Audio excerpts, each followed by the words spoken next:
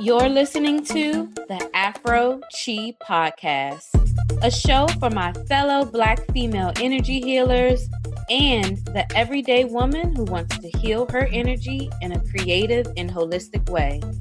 You'll hear from Black female healers who share their knowledge, gifts, and experiences and enlighten you on how to tap into your powerful Black energy to get the results you need to live an energetically free life.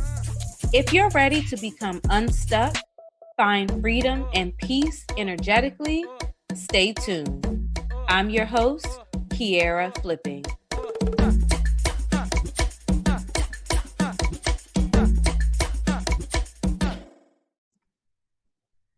Okay, y'all, today we have a very special guest that is going to talk to us about something that you may feel you know nothing about, but have actually been doing all along. Our guest today is here to talk to us about ancestral veneration. She can be found on Instagram at apetebiyamile and online at apetebiyamile.com. I hope I got that right. If not, guys, she's going to say it for me, okay? So make sure you check her out where you can find more about her offerings of readings, Reiki, and self as well as home energy cleansing. Our guest today is Nicole. Nicole, I am so excited to have you. Thank you. I know. And I guess it's okay for the listeners to know that I know your dad, so your family knows my family. So yes, and it's already this natural flow we're gonna have. Absolutely, we've been needing to connect. I was in Florida and I had just missed you, and my dad always talks about you and I think loves that was when your I was family. moving to Orlando. Yeah, I think around so. That crazy period of like a lot of just movement going on. Literally, we showed up to your house, you had just left. We showed up to the store, you had just left. It was like, oh my God, why do we keep missing her? So I am just super excited to have you today. So I first want to start off by having you tell us, what does ancestral veneration mean? I think if some people who aren't familiar hear that, they may think they don't know what that is. So if you could tell us just a little bit more about what is ancestral veneration. I mean, in the simplest forms, without getting too complicated, ancestor veneration just begins with honoring your ancestors, and that starts with recognition. Okay. So recognizing that before you came a long line of people who have already lived and who have died for your very existence. And then from this space, starting with recognition, one can then begin to start honoring your ancestors. Now, but honoring comes in many forms. Okay. And there's different levels to it.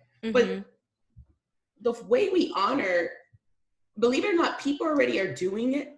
And they don't realize they're doing it. Could you share how? Like, what are people already doing? What's something we commonly see? Like, you get a bottle of alcohol and you pour it to the ground. That's one way. Yeah. Another way, when you go to the cemetery and you put flowers to a grave, those flowers are an offering. You don't think of it as an offering because it's just so culturally acceptable, but already ancestor veneration is embedded in numerous areas in our culture. What about when you have a shelf, and in that shelf you just decide to put up pictures of loved ones, like your grandma, your aunt, and these are loved ones that have passed, even a friend who wasn't necessarily someone of blood, but they were close to you. And next thing you know, you have a shelf filled with pictures of people that passed away. Yeah. That's recognition. You're honoring, you're recognizing the relationship that you have with individuals that are no longer physically on this earth. What about cooking? Don't you have, some people have great grandma's recipes or great auntie's recipes? Yep. Or what about the recipes you're learning from your parents and you're going to give to your kids? And then your kids can one day say, to their kids, if they have kids, oh, mom taught me this and dad taught me this because their parents taught me this. Yeah. So it's the continuance of some form of lineage or some sort of connection that we have. And then little acts of showing that connection. So the pouring of liquor, the going to a cemetery with flowers, the posting up of photos. the putting on images of someone that passed in t-shirts and wearing those t-shirts and walking around. How many times we see often people wear rest in peace t-shirts and they show the image? That's a form of veneration. But that's but it's second nature to a lot of our culture. Yeah. So honoring your ancestors veneration all begins with recognition. And then the acts that comes with the recognition.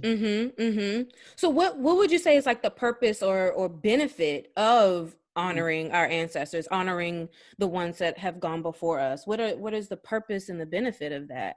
Well, spiritually speaking, everyone has access to ancestors. I want to make that very clear. It's not only limited to one group of people. I mean, ancestral veneration practices it's been around in all different types of civilizations. You've got African, even European, in Asia.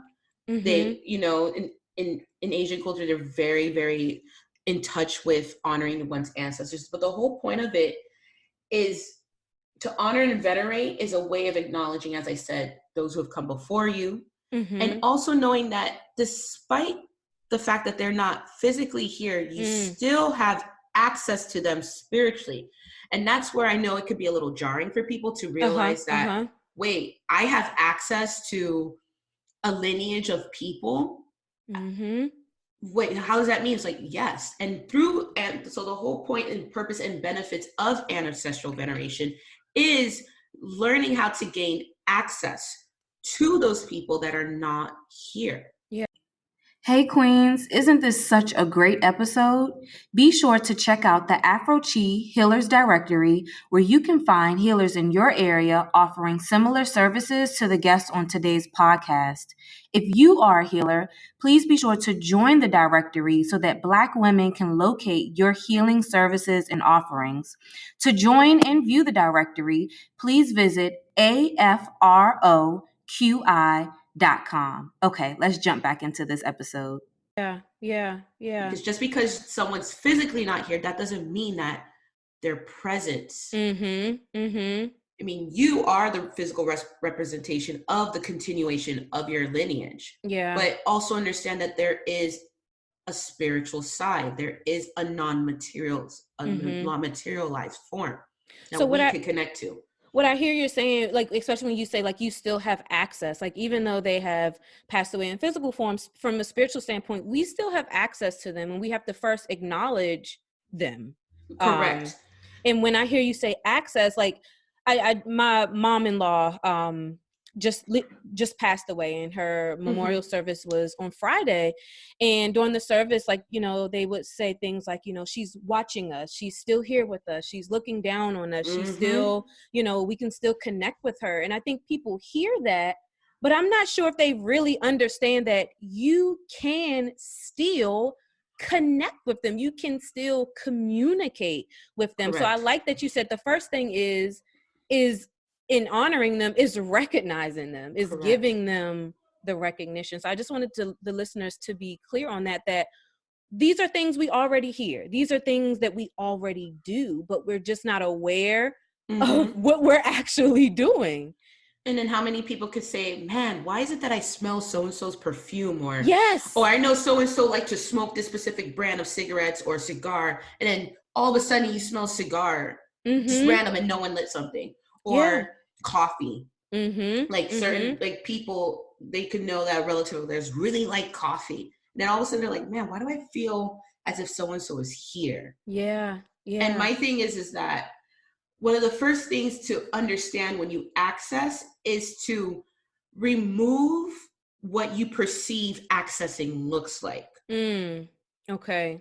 Because I think society and also television and movies have really infiltrated a certain image of what accessing spirits look like. Yeah. Could you talk a little bit more about that? Well, yeah, because everyone thinks that it's either going to be like hocus pocus, or they're in a white sheet, or they're just all in white. It's like, it's not like that. Yeah. Accessing can be something as simple as like when you're cooking and you're listening to their favorite music and you just feel that warmness in your heart. Or you just feel like a little goosebumps. Yeah. But also, even if you don't feel anything, it's a knowing. And it's trusting that knowing that they're still there. Yeah. Yeah. Or they could show up. Absolutely. For somebody that's wondering like, well, why should I want to practice this? Why should I want to access my ancestors? Like, especially as Black people and people of color, like, why should we want to practice this? I mean, I'm gonna flat out say it. At this point, it's like, it's a really anything goes at this point. Like if someone wants to practice it, they could. If someone doesn't, they don't have to. I just want to make that very clear. Yeah. Because we're already in a society, we're in an age, we're in this very postmodern age that that there's a belief that everything is subjective, which there's some truth to that. Everyone has their own belief, and if it works for you, if it makes you a better person, cool, do it. But generally speaking, why is it important just for people to practice it if they choose to practice it? Well, it's important to have an understanding, one, where you came from. Yeah, absolutely. Also, and I want to just make it clear, it's not only exclusive to people knowing where they came from blood-wise, because there's many people that are adopted and don't know their biological parents. The people who raised you, that adopted you, could also be considered as part of your ancestral lineage. Okay. I just want to make that very clear. Yeah. So understanding where you came from in the sense of knowing what people that were connected to you walked and lived, because you can pull wisdom from that. Yes, you can. So pulling wisdom. I'm not the only man. I wasn't the only one that experienced this and walked this. So-and-so did too. Maybe they can give me the little bit of the strength to overcome this obstacle. They walked it as well. Also, it's a way to acknowledge what needs to be healed. We also realize generationally things occur over and over and over. Yes, they do. Okay, I think for the most part, your listeners do acknowledge or have an understanding or probably heard of generational trauma, generational. I'm speaking it with you, and you know exactly what I'm referring to. Absolutely. How do you know where to pinpoint some of these things if you don't know what has happened to people prior? And then that's where here the thing goes. Some people are like, well, my parents don't like to talk. They don't like to talk about so and so and so and so. But eventually you will always encounter a family member that will slip it. Yeah. Or you could just understand that if there are certain behaviors that you're exhibiting or exhibiting that you notice other people in your family exhibit, and you could pinpoint why you exhibit it, that it's already knowledge saying this is something that's been recurring. Yeah.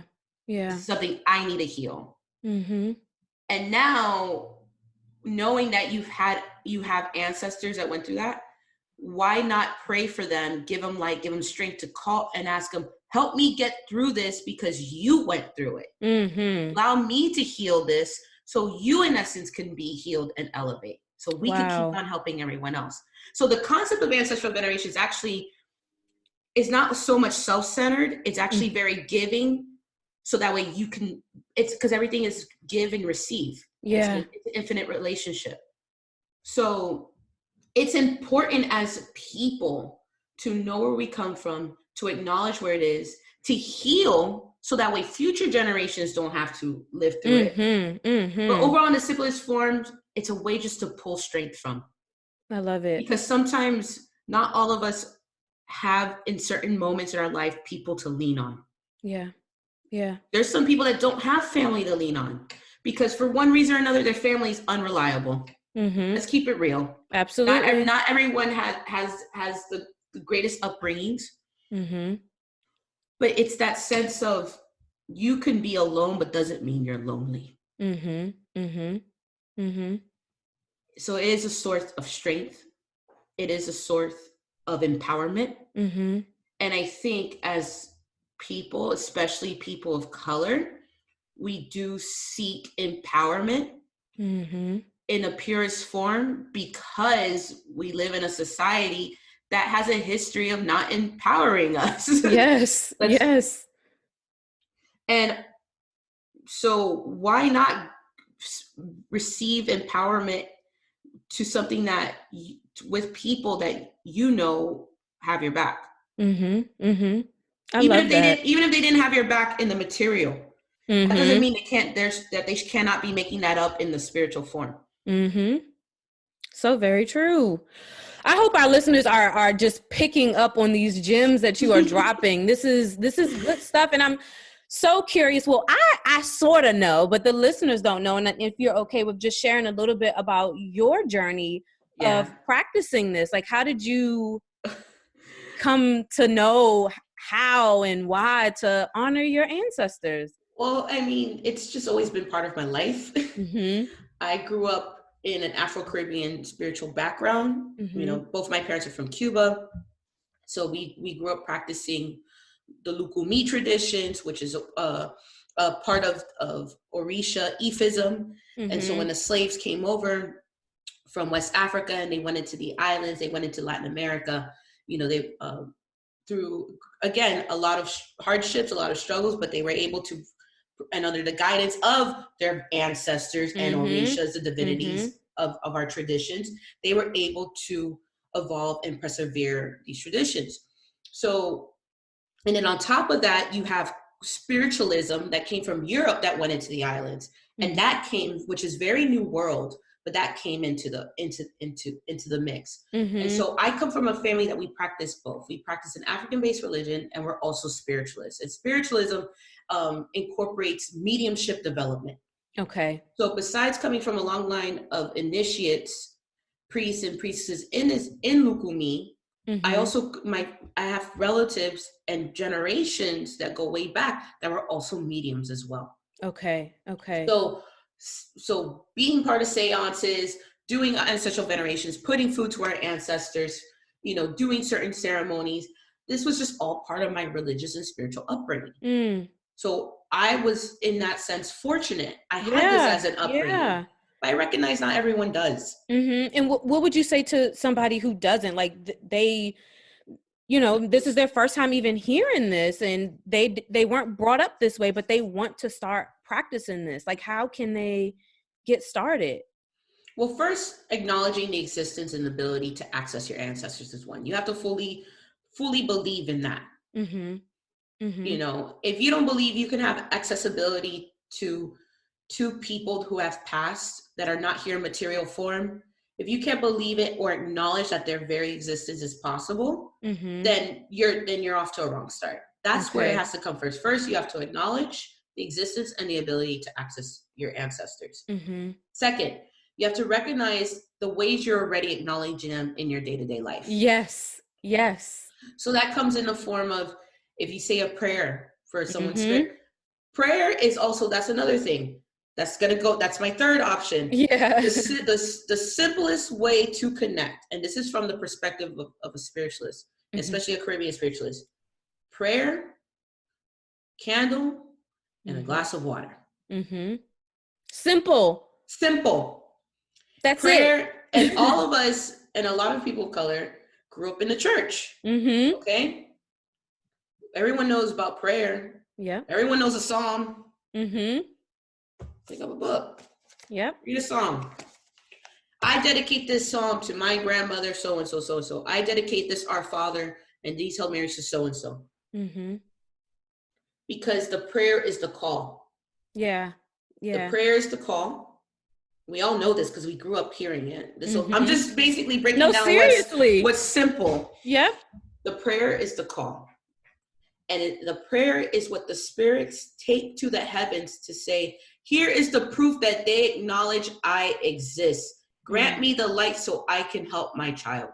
So unless you call, and one of the forms of calling is by prayer, then how can they? So again, then how can they come? So again, prayer is the call, is the recognition. The glass of water, well, what does water do as an element? Purifies, it cleanses. So the water is the purification of that spirit. The candle is the light. Oh, the glory. Yeah. So you see how just one glass of water, a candle, and prayer. That's it. That's how you start. And it's simple. Yeah. It's simple. It's not complicated. It's not drawing stuff on walls or on floors. It's not like hocus pocus. It's not having to wear elaborate gowns. You could be in your PJs. Yeah. And go and have a safe space, a corner. You put a glass of water. You could have your pictures there as well. If you believe it, and that's the thing, you can have a cross there. Yeah. Because many of us identify with Christianity. Can you touch just gently on that? Okay, I'm going to touch on it because I understand. For the Christians that are listening, that and I get in my own little debacle sometimes, right? With trying to explain this to people that it's okay to be Christian and practice this. This does not go against anything. You have to understand that you have to switch your mind from a Western dogmatic perspective to that of an Afro and Eastern perspective. It's a change in perspective. Yeah. Okay. If I were to use what I practice, my religion as an example, my upbringing, if we were to even use Cuba as an example, it is absolutely normal to practice something African and to also be Catholic. I'm Catholic. I finished my communion this year as an adult. I do. I believe in sacrament. I 100% do. It is alchemy, in my opinion. Yeah. They are transmuting that bread and they're performing alchemy and they're making it into the host that Jesus is in there. So that way, when we consume it, it's for spiritual healing. Okay? Because if I could believe what I could believe in ancestors, then how can I not believe that's possible? Yes. you know, it's exactly. But the point is that you have to start separating dogma. And you have to start questioning why that dogma was there. And that's where you have to come into learning about history and researching. And there we have it. And you have to understand what was the importance of why they created the dogma they gave. And then you start learning about Jesus and realizing, did Jesus really see for this to come of what he was trying to preach? I'm not going to give anyone the answers. That's for people to decipher. Yeah. But also but if we were to go to societal, you also have to understand, and I'm just going to flat out say it, we had to be convinced that what we practiced was wrong. But that doesn't mean you have to hate Christianity. Absolutely. That's what I be trying to tell people. Christianity as a spiritual practice, as a religion, or let's say as a spiritual form with its lessons and doctrines is beautiful. But you can't fault what it's organic. When you think of it at its most organic and simplest form, it's just a doctrine about love and respect. Yeah. But like many other spiritual practices about love, honor, and respect, you can't fault its organic spiritual form because of the people that twisted the dogma for control. And that's why it's okay that you could still go to church. You could still go and hear the word of God. Maybe it's getting a little, depending on where you go, you notice like, I don't know if I'm in alignment with how he just said it. But if you could filter through all that noise and just get to the basic principles of it, what the message is, and just focus on that. Yeah. I think people could start really deprogramming their minds and start realizing that there's no separation. There is none. When it comes to just pure spirituality. Yeah. Yeah.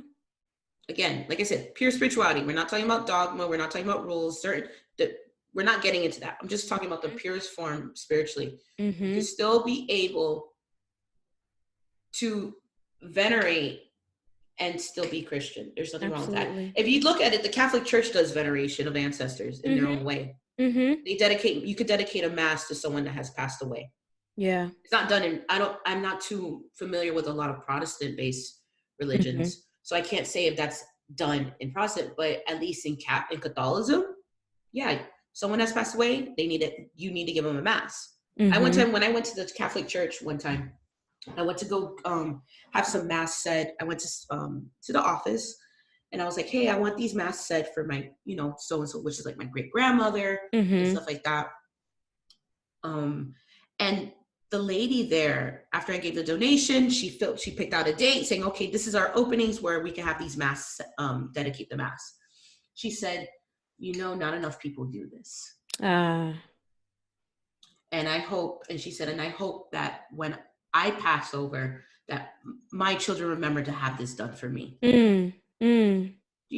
People subconsciously don't realize that right there, the act of having a mass said is ancestral veneration. And here's someone saying to me that they hope this is done for them.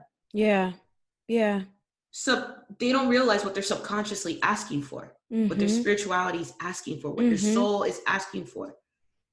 Because what is a mass? A mass is just one long ass prayer. Excuse my French. But it is. It's one prayer, one after the other, with scripture reading, with singing. It's one massive prayer. But it's a massive prayer done in community.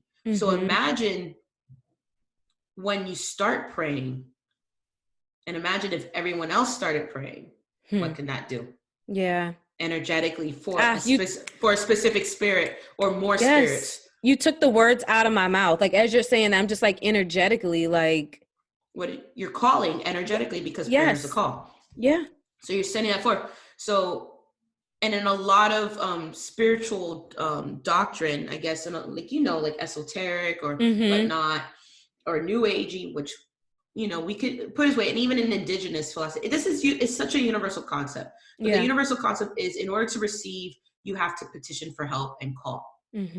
So just basically put that down into ancestral veneration. Recognize, acknowledge your ability to access, make a call to them. You could do it through prayer, giving light and water for purification, and nurture that. And then you're going to start seeing the differences in your life. So some differences that could be just things flow effortlessly. You find that things pop up, situations are resolved. You feel more empowered and strengthened to know that you're not alone. So you don't feel lonely. You also, and then you could also begin to see your own self, your own sense of self-worth too. It's what I noticed when people start having an ancestral veneration practice. And again, this is not overnight. This is, of course, years within years. Yeah. I grew up in this. However, when I was 18, I went to college, was living on my own with my brother. My parents said it's up to you now to take care of yourself. Like, we help you out, but your day-to-day relationship with your spirituality, which includes your ancestors, your guides, and everything, your higher self, that's on you. It's your responsibility. It's your responsibility. It's not the responsibility of mom and dad. It is when you become an adult, it is your responsibility. So it's a discipline. It is discipline. It's a practice. It's knowing you're going to dedicate that one time a week for the prayer. It's knowing that, man, I'm going to cook some food today. If it gets that far. If it gets that far. But just as simple as one day a week of sitting in prayer, what does that do for them? So you start off doing for them a selfless act, and then you realize, wait, I'm receiving also from it. I hope the listeners are getting that. It is safe to say that though they are not here in the physical body, they are still here guiding and supporting us, and they want to guide and support us. Yes. But it's our responsibility to develop this practice and continue on the relationship. It's the responsibility of the living to uphold and honor the dead. Yeah. In this physical world. And you hope to do it and teach it so that way when it's your time, it's done for you. Absolutely. Because that's another thing to think about, saying, wouldn't you want it done for you? Wouldn't you want a prayer for you? And that's what I got from the lady at your church, saying like, gee, I hope somebody does this for me. Yeah. I hope someone does this for me. I hope this gets done for me. And it's like, wow. Yeah. I was like, whoa. Well, Nicole, I thank you so much for this conversation. And especially I always love your delivery, especially on Instagram, just the way you talk and you deliver. You are very practical, and you take things and you break it down really simple. It's like, all right, I have my father to thank for that. I have my father to thank for that. And that's good because people need that. I give him props. Don't make it complicated. Don't make it complicated because that will, maybe possibly scare some folks away. But prayer, water, and a candle. And recognition. Recognition and acknowledging first that. If we couldn't recognize all the time, we hear people say, I know Christ walks with me. So you recognize that. Yeah, he does. Christ walks with you. But can you recognize you also have ancestors that walk with you? If you could believe that Jesus Christ walks with you, then why is it so hard to even think that your loved one who actually knows you a lot more better than Christ, because their DNA runs through your DNA. It's like, nothing against JC. I love JC. That's my homie. But if that's easy for you to believe, then why is it hard for you to believe that someone who actually procreated with someone else so that way you could eventually live, why is it so hard that they love you just as much as Jesus does? Yeah. I love it. Thank you so much again. You guys, make sure you check her out on Instagram and on her website. She does readings and Reiki. And again, she's here to help you cleanse your energy. She'll come to your home, help cleanse out your home. So you guys, make sure you check her out to continue this conversation. Thank you so much again. This was a blessing and a pleasure. Thank you so much. Thank you. And I will be seeing you around when you come to Jacksonville. Yes. No, seriously. The next time I go, I am going to make sure we see each other's face in person. I have to come from Orlando. I'll do it. Yes. Okay.